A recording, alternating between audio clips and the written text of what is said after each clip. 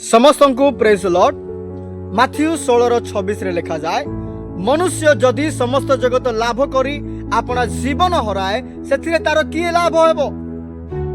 आपण जने बहुत बड़ धनी व्यक्ति होई पारंती, आपण पाखरे बहुत धन संपत्ति और पॉलिटिकल पावर थाई पारे, आपण जने जनाशुना सेलिब्रिटी होई पारंती, किंतु जदि आपण पाखरे परमेश्वर नाहंती ताहाले आपण किछि भी नुहंती।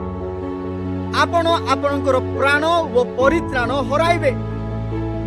आसिबाकु जाउथिबा महाविनाश रे आपण विनष्ट हेबे। आपण परमेश्वर आपणार जीवन व आपण परित्राण हराइबा अपेक्षा आपणक पाखरे जहा किछि अछि सब हराइबा आपणक पई मंगल हेबो। तो आसिबाकु जाउथिबा महाविनाशरु आपण किपरि रक्षा पाई पारिबे?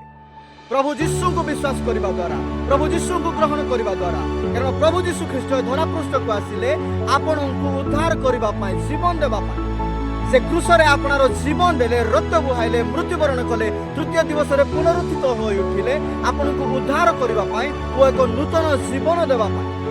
तो प्रभु जीशु ख्रीष्ट को विश्वास करंतु, ग्रहण करंतु, वो नूतन जीवन पांतु, उद्धार पांतु, वो आपण परमेश्वर सहित लागि प्रभु प्रत्येक को आशीर्वाद करो।